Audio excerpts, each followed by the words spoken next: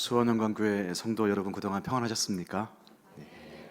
다시 뵙게 되어 감사하고 또 만나게 해주신 하나님께 감사를 드립니다.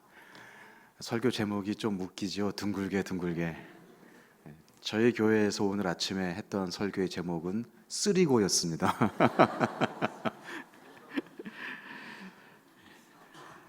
둥글게 둥글게라는 노래가 있습니다. 둥글게 둥글게 둥글게 둥글게 빙글빙글 돌아가며 춤을 춥시다. 많이들 아시네요. 근데 이 노래는 평소에 잘 부르지 않습니다. 그렇죠? 이걸 애창하시는 분들은 없을 겁니다. 이 노래는 게임할 때 부르는 노래예요. 어떤 게임이죠? 의자 뺏기기. 의자를 중앙에 두고 둥글게 둥글게 노래를 부르면서 의자 주위를 돕니다. 그러다가 누군가가 호루라기를 불면 잽싸게 의자에 앉아야 돼요. 그런데 재밌는 게 의자의 개수가 사람의 수보다 늘 적어요. 누구는 앉고 누구는 못 앉습니다. 앉은 사람은 통과하고 못 앉은 사람은 끝나는 거예요. 그래서 앉은 사람을 다시 이렇게 세운 다음에 얄밉게 의자를 하나 또 빼요. 그리고 다시 노래를 부르면서 또 둥글게 둥글게 똑같은 게임을 계속 반복합니다. 계속 의자는 줄여져 가고 계속 돌면서 앉으려고 하는 사람과 또 뺏으려고 하는 사람들과 그 적은 자리를 차지하기 위해서 이제 심리전을 막 벌입니다. 겉으로는 웃으면서 둥글게 둥글게 춤을 추지만 속으로는 별의별 생각을 하고 전략으로 막 마음이 복잡한 그런 게임입니다. 단순한 게임이지만 이 게임은 많은 것을 생각나게 합니다. 마치 우리가 살고 있는 인생의 축소판 같습니다. 빙글빙글 돕니다. 즐겁게 춤도 춥니다. 그런데 어느덧 앉을 수 있는 의자가 줄어들기 시작합니다. 같이 춤추던 사람들이 경쟁자가 되는 겁니다. 적은 자리를 차지하기 위해서 겉으로는 웃지만, 겉으로는 춤을 추지만 속으로는 그 의자를 뺏을 생각을 하게 되고 자꾸 삶이 복잡해집니다. 사람은 다 앉을 수 있는 의자를 원합니다. 누구에게도 빼앗기지 않는 안정된 자리를 원합니다. 그리고 그것이 될 수 있으면 흔하지 않은 것이었으면 더 좋겠어요. 그죠? 다 앉는 의자는 재미가 없어요. 왠지 귀해 보이지 않아요. 누구나 다 앉을 수 있다면 그건 별로 귀해 보이지 않아요. 모두가 앉을 수 있는 의자를 마련하거나 누군가 다른 사람에게 자리를 양보하기 시작하면 재미가 없어요. 더 이상 게임이 아닙니다. 의자에 앉을 맛이 나질 않죠. 그래서 우리는 귀한 자리에 오래도록 빼앗기지 않고 앉아 있고 싶어 합니다. 되도록 누군가가 우러러보는 높은 자리면 더 좋고요. 너무 귀해서 아무나 앉을 수 없는 자리면 더 좋아합니다.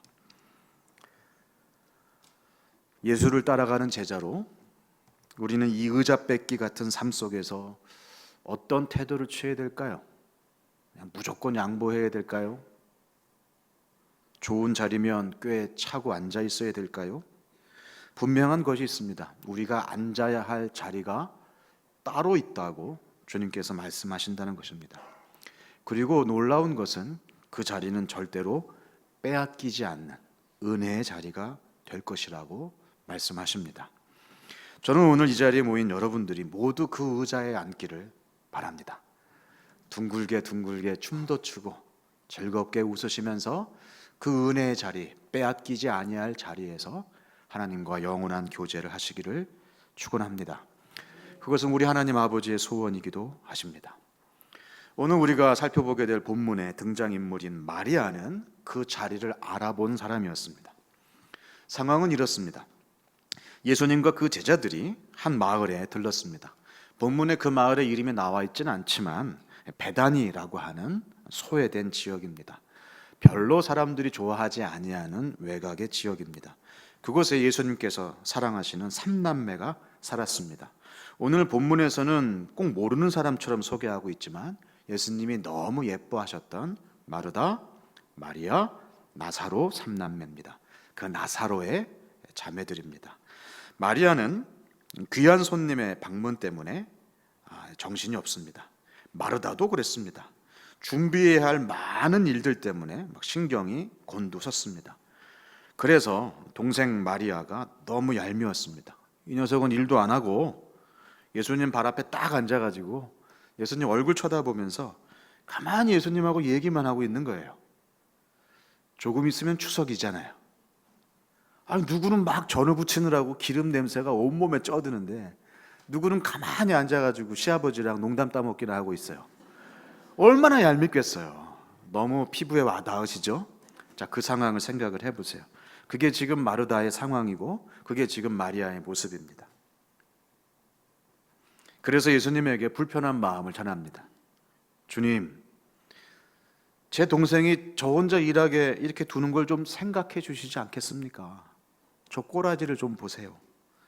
마리아에게 언니를 좀 도우라 한 말씀 좀 해주세요. 이야기를 듣고 예수님이 이렇게 대답하십니다.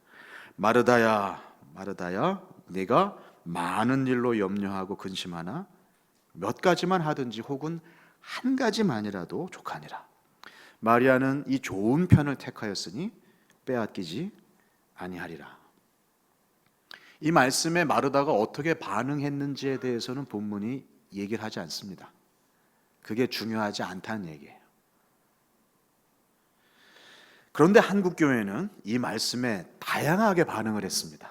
이 말씀을 가지고 다양한 설교가 나왔고 그동안 한국 교회가 여러 가지 많은 얘기들 했습니다. 어떤 설교자가 이렇게 말하는 걸 제가 들었습니다. 여러분, 돈 버느라 바빠가지고 주일날 예배에 나오지 않으면 어떻게 되는지 아십니까? 좋은 자리 다 빼앗기는 거예요. 다 예수님 앞에 그 예수님 무릎 맡에 그 좋은 자리 다 빼앗기고 저 뒤에서 일이나 하면서 일을 가는 일이 있습니다. 그러니까 열심히 일하느라고 예수님 만나는 자리 빼앗기지 않기를 축원합니다. 그런 설교를 제가 한두 번 들은 게 아니에요. 어떤 사람은 이렇게 설교하셨습니다. 봉사도 좋지만 말씀 공부하는 것을 예수님이 훨씬 기뻐하십니다. 마르다가 열심히 일한 것도 좋지만 마리아가 예수님의 말씀을 듣기를 기뻐했다는 사실을 여러분 잊어버리지 마십시오. 예수님 앞에서 일하는 마르다보다 말씀 앞에 엎드린 마리아가 더 칭찬받았잖아요 라는 설교도 제가 들었습니다. 그날 그 설교에 상처받으신 분들이 많았어요. 누가 상처받았을까요? 예배 시간에 식당 봉사하시는 분들, 지금 예배 시간에 여기 안 앉아있고 밖에서 주차 안내하시고 주일학교 교사로 봉사하시는 분들, 그런 분들이 나중에 설교를 듣고 얼마나 상처를 많이 받았는지 몰라. 아니, 누군 뭐 우아하게 설교 듣고 싶지 않아서 이러는 줄 알아요? 누군가는 지금 어딘가에서 밥을 짓고 누군가는 차를 안내하고 누군가는 아이들을 돌봐야 하는 게 교회 일이 아니겠냐. 뼈 빠지게 일하고 이런 말 들어야 되나? 나 안 해. 나 그만둘래. 그렇게 상처받으신 분들이 정말 많았습니다. 이렇게 오역은 오해가 되고 열심히 봉사하는 사람들에게 상처가 되고 성경 공부는 봉사하는 것보다 더 고차원적인 일인 것처럼 이 말씀이 잘못 전달되어지는 경우들이 많았습니다. 이 말씀은 과연 무슨 뜻일까요?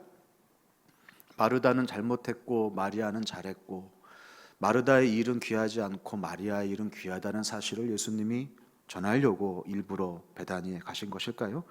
이 본문의 상황을 이해하기 위해서는 본문 앞뒤, 오늘 우리가 10장을 읽었는데 9장부터 11장까지 어떤 상황이 지금 펼쳐지고 있는지 그것을 볼 때 더 큰 안목에서 이해할 필요가 있습니다. 이 본문이 있기 전 9장 51절을 한번 먼저 보실까요? 9장 51절로 가겠습니다. 9장 51절 말씀 같이 한번 읽어보겠습니다. 시작. 예수께서 승천하실 기약이 차감해 예루살렘을 향하여 올라가기로 굳게 결심하시고. 자, 예수님이 이제 자기의 마지막 때가 왔다는 사실을 아시고 예루살렘으로 들어가려고 계획하셨다는 말씀입니다. 이때부터 예루살렘에서의 사역이 이제 시작된다는 말입니다. 그 전까지는 갈릴리 지역에서의 사역이었습니다. 갈릴리에서 제자를 부르시고 제자를 세워가시는 사역이었다면 예루살렘에서는 본격적인 구원의 사역, 오늘 찬양대가 찬양했던 것처럼 그 험한 십자가의 사역, 우리를 구원하시기 위하여서 죽으시고 부활하실 그 예수님의 핵심적이고 본격적인 사역이 예루살렘에서 시작이 됩니다. 그래서 예수님은 갈릴리 사역이 끝나고 예루살렘 사역이 시작되기 전에 이제부터 집중해야 할 것이 무엇인지, 정말 너희가 온 힘을 다하여서 쳐다보며 이해하고 받아들여야 될 것이 무엇인지를 제자들과 사람들에게 전하기 시작하십니다. 그 일을 위해서, 그 정말 집중해야 할 것에 대하여서 환기시키시는 말씀이나 사역이 9장 51절 우리가 읽은 요 부분 전에 몇 차례 계속 반복이 됩니다. 먼저 9장 18절 말씀을 보도록 하겠습니다. 9장 18절에서 20절까지 우리가 잘 아는 얘기죠. 예수님이 제자들에게 물어보십니다. 제자들에게 사람들이 나를 누구라고 하더냐?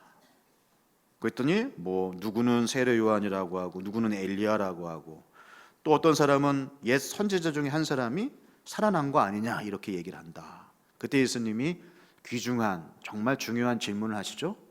그건 사람들 얘기고 너희들은 그럼 나를 누구라고 생각하느냐? 그때 베드로가 뭐라고 대답하십니까? 주는 그리스도시요 살아계신 하나님의 아들이십니다.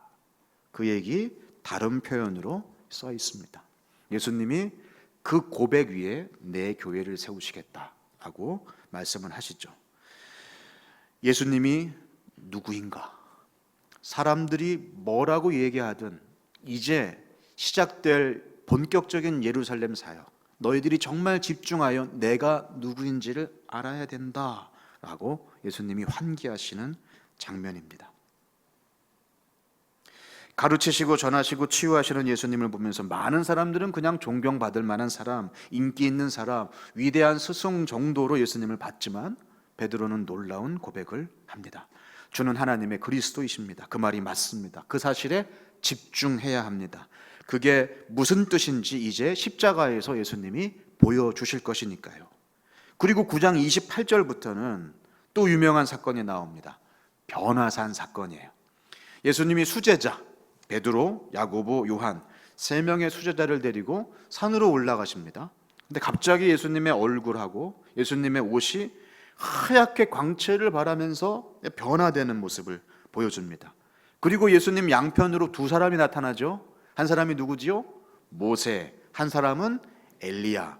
2사람이 나타날 때 막 베드로가 그 자리에서 흥분해서 이렇게 얘기합니다. 우리가 초막 셋을 짓겠습니다. 하나는 주님을 위해, 하나는 모세를 위해, 하나는 엘리야를 위해서 짓겠습니다.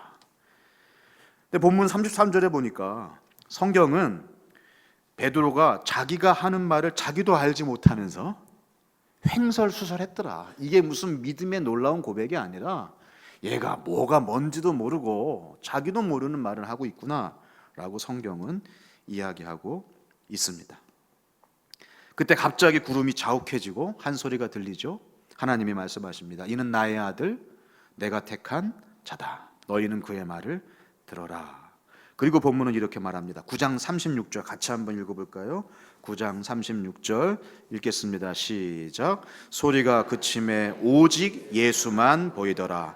제자들이 잠잠하여 그 본 것을 무엇이든지 그때에는 아무에게도 이르지 아니하리라.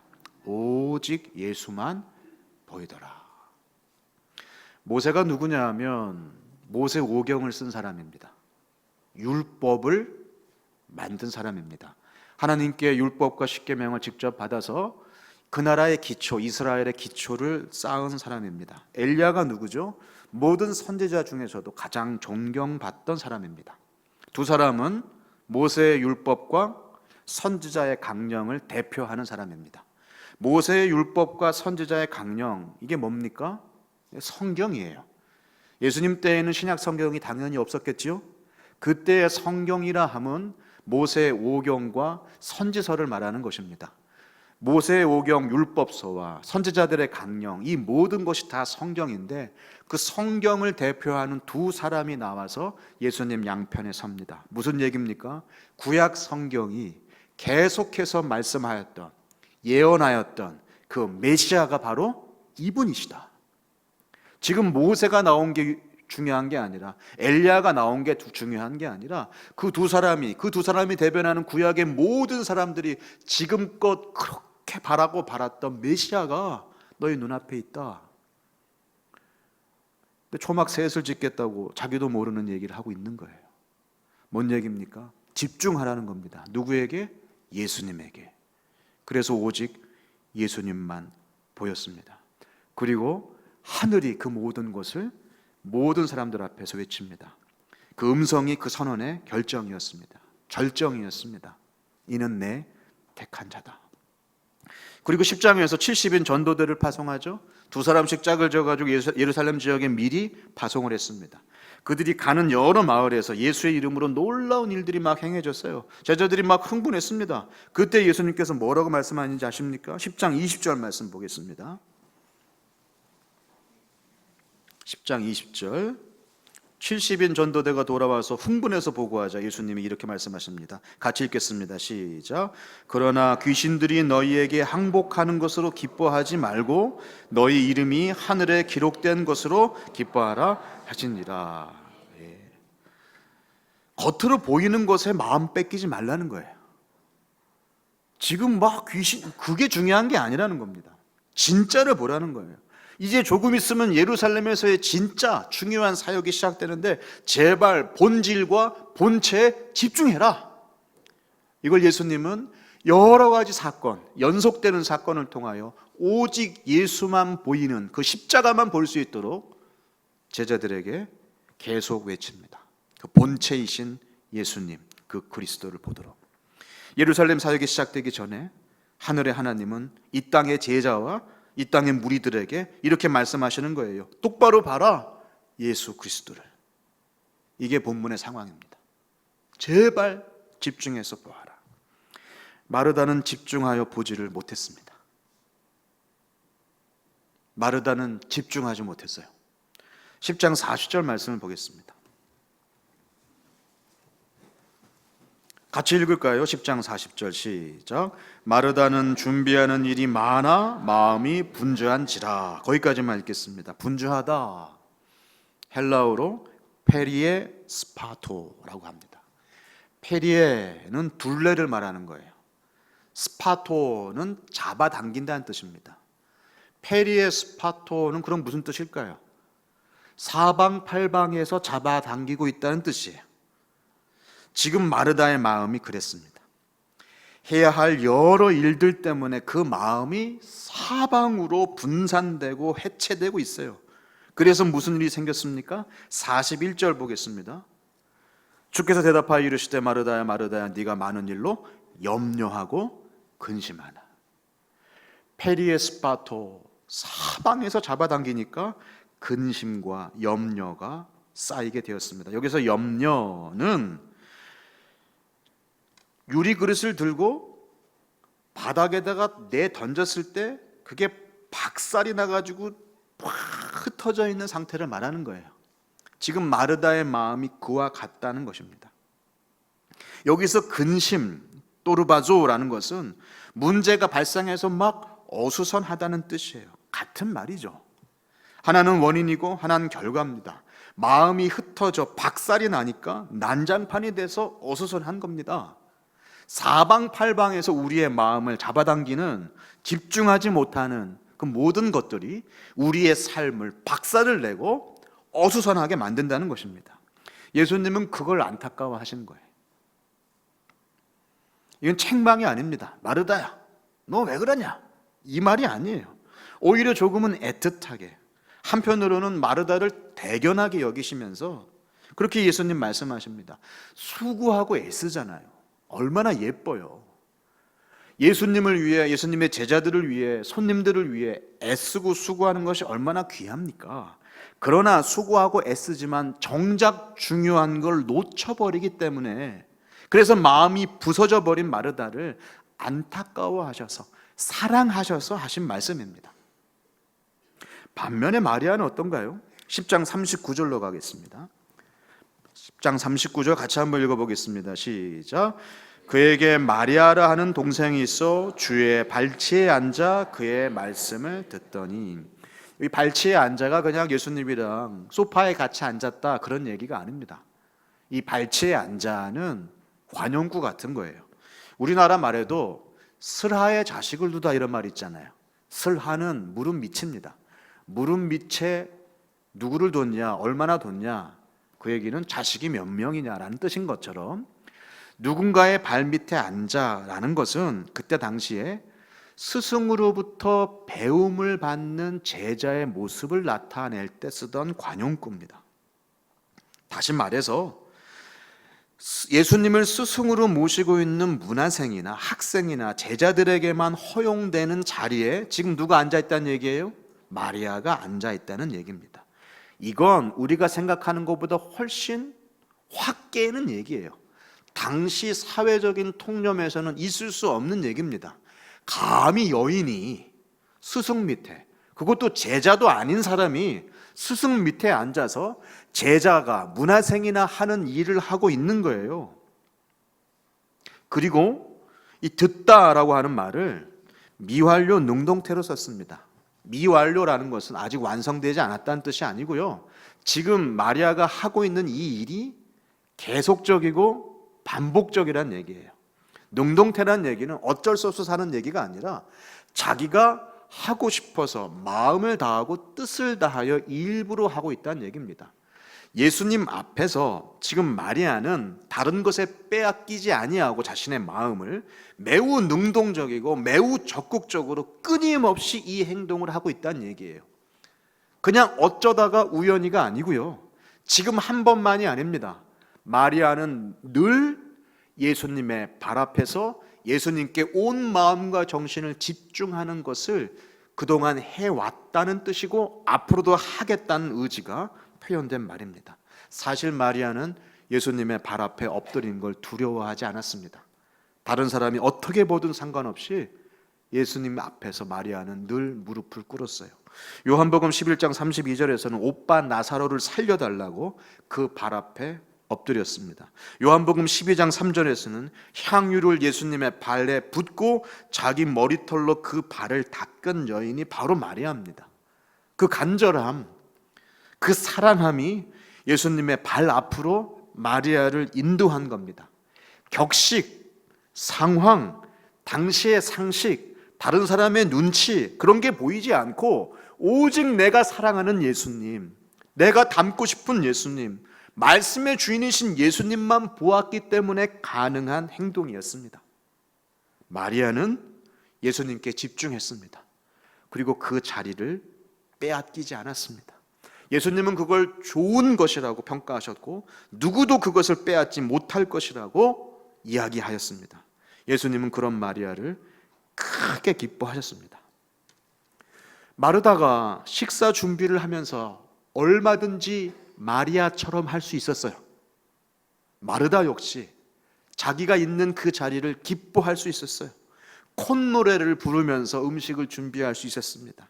그 한 가지 일에 집중하고 그걸 즐거워할 수 있었어요. 내가 만든 음식을 예수님이 먹고 내가 만든 음식을 제자들이 맛있게 먹는 그 모습을 상상하면서 천국의 일에, 복음이 전파되는 일에, 예수님의 사역에 내가 동참할 수 있다는 사실에 기뻐서 그걸 상상하면서 콧노래를 부를 수 있었어요. 그러나 마르다는 여러 일에 마음을 빼앗겨 버리고 말았습니다. 사방팔방에서 잡아당기는 일들이 그 마음을 흩어놓았고 그게 염려와 근심이 되어서 마리아를 향한 쓴 마음, 심지어 중앙에 앉으신 예수님께 불평하게 되는 상황까지 왔습니다. 혹시 모르시는 분들을 위해서 저희 교회 예를, 제가 섬기고 있는 교회 이야기를 잠깐 하겠습니다. 저희 교회는 20명도 되지 아니하는 작은 사람들입니다. 제 아내와 저희 가족만 개척 멤버로 저희 집에서 시작을 했습니다. 그러다가 여차저차해서 저는 작은 카페를 열었어요. 제 개인 사업체로 그리고 우리 교회는 그 카페에서 모임을 갖게 되었습니다. 카페 이름이 민트입니다. 이름 예쁘지요? 처음 민트가 만들어졌을 때 얼마나 주님께 감사했는지 몰라요. 이렇게 아름다운 공간을 우리가 예배할 수 있는 곳으로 허락해 주신 주님께 저는 정말 감사했습니다.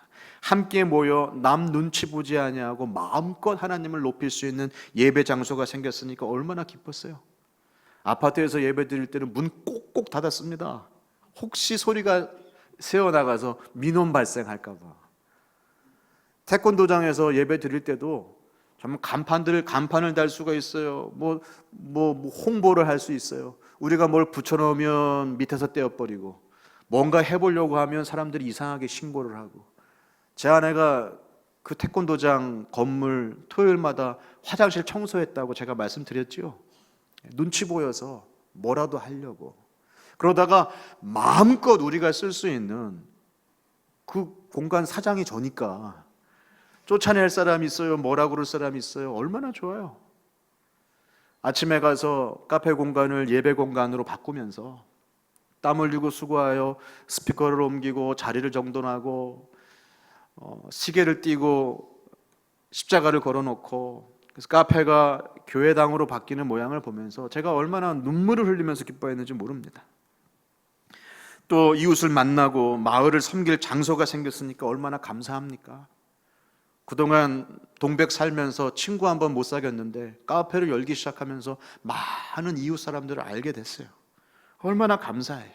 제가 또 커피를 좋아합니다. 제가 좋아하는 커피를 맨날 내리고, 내가 좋아하는 음악을 내 마음대로 틀고, 내가 좋아하는 창가에 앉아서 제가 좋아하는 벚꽃이 창가에 쫙 펴요. 봄에는. 여름에는 소나기가 내리는 모습이 얼마나 예쁜지 몰라요. 가을이 되면 벚꽃나무가 단풍나무가 됩니다. 벚꽃 단풍이 얼마나 예쁜지 몰라요. 길가에 쌓인 눈을 보면서 얼마나 감사했는지 몰랐습니다. 그렇게 거의 3년이 흘렀습니다. 지금이요? 생각이 좀 많아져요. 마음이 복잡해져요. 페리에 스파토 사방팔방에서 막 잡아당깁니다. 제 마음을. 진상 손님. 인간이 이렇게까지 취해질 수 있구나. 이걸 제가 카페를 하면서 알게 됐습니다. 시끄럽게 애들이 돌아다니고, 온 손님은 하나인데 테이블 4개를 써요. 온갖 곳에다가 과자 부스러기를 다 던져놓고, 이래서 노키즈존이 생기는구나. 이걸 제가 알게 됐어요. 제가 어린이 사역자인데 어린이를 싫어하게 됐어요. 아니 3,000원짜리 커피 한 잔을 시켜놓고 7시간을 앉아 있어요. 누구냐 하면 저희 카페 근처에 웨스트민스터 신학대학원이 있습니다. 그 신학대학원에 다니는 전도사님이세요. 전도사한테 뭐라 그럴 수도 없고, 목회자 후보생이니 제 후배들이니. 그런데 7시간은 좀 너무한 거 아닙니까? 가방 놓고 내 자리 차지하고 밖에 나가서 밥 먹고 오고 화장실 갔다 오고 숙제하고 7시간은 앉아있어요. 너무 꼴보기 싫은 거예요, 전사님이. 얼마 전부터는 영국 웨일즈에서 온 한 여자아이가 아마 외국어 학원의 선생님으로 온 것 같아요. 그 아이가 저희 카페 앞에 있는 벤치에 앉아서 카페 무선 인터넷을 그냥 도둑질해서 쓰고 있어요. 아니 들어와서 3,000원짜리 커피 한 잔만 시키면 마음껏 쓸 수 있을 텐데 그거 돈 아끼겠다고 밖에 앉아가지고 밖에서 컴퓨터 하고 있는 거예요. 제가 이 와이파이 암호를 바꿀까?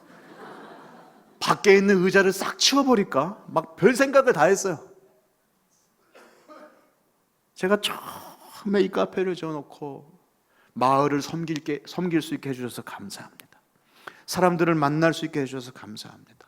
예배할 수 있게 해주셔서 감사합니다.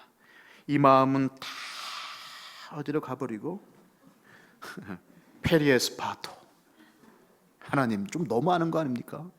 패스워드 바꿀까요? 막 의자 치워버릴까요? 2시간 때부터는 가방을 치워버릴까요? 주님 너무하는 거 아닙니까? 민트와 하늘누리교회를 보면서 환하게 웃으시던 예수님의 얼굴은 제 마음에서 사라지고 당장 감당해야 할 일, 섬겨야 할 사람, 채워 넣어야 할 재정, 왜 이렇게 월세는 빨리 와요? 노동의 시간들이 저를 막 지치게 하고 있었어요. 페리에 스파토.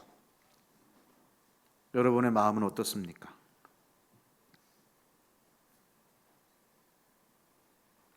섬겨야 할 식구, 감당해야 할 직무, 어깨에 올려진 책임감, 그런 것 때문에 사방팔방으로 마음을 빼앗기는 상황은 아닙니까?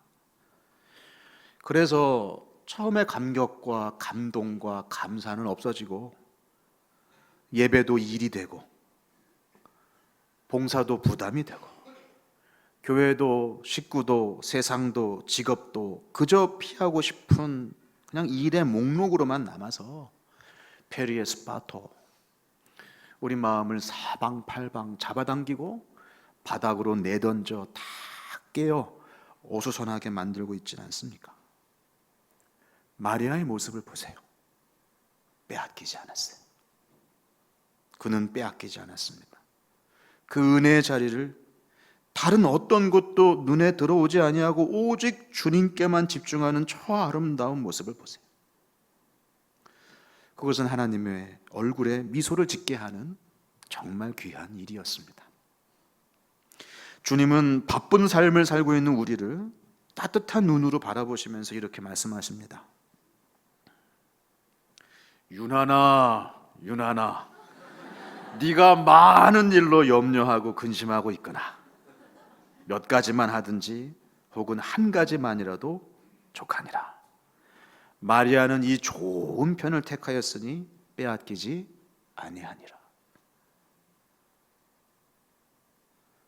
마르다와 같은 모습이 저와 여러분들 사이에 다 있습니다. 둥글게 둥글게 노래를 부르면서 춤을 추면서 신바람 나게 시작을 했는데 점점 자리는 줄어들고 점점 경쟁은 심해지고 그래서 어떻게든 그 자리를 빼앗기지 아니하려고 우리는 왜 도는지도 잊어버리고 왜 앉으려고 이 싸움을 하는지도 잊어버리고 그저 페리에 스파토, 마음을 빼앗기기 일상입니다. 주님은 주님 발 앞에 앉아서 주님의 얼굴에 온 마음과 온 뜻과 온 삶을 집중하여 정말 보아야 할 것을 놓치지 않았던 마리아를 기뻐하셨습니다. 한 가지만이라도 좋습니다. 그게 무엇이든 그 일을 하면서 우리는 주님 앞에서 휘파람을 불 수 있습니다. 두신 자리에서 맡겨주신 일들을 감당하며 이것을 통하여 하나님이 하나님의 나라와 하나님의 의를 어떻게 이루어 가실지, 나는 상상도 할 수 없고 나는 생각도 할 수 없는 방법으로 하나님께서 하나님의 일을 어떻게 해 가실지 기대하는 마음으로 휘파람을 불어보세요. 그리고 예수님을 웃게 하세요. 그래서 예수님의 마음에 합한 사람, 하나님의 얼굴에 미소를 짓게 하는 그런 이번 주가 되게 하세요. 자, 이제 조금 있으면 페리에 스파토, 우리의 마음을 사방팔방으로 막 잡아당기는 일들이 생겨날 겁니다.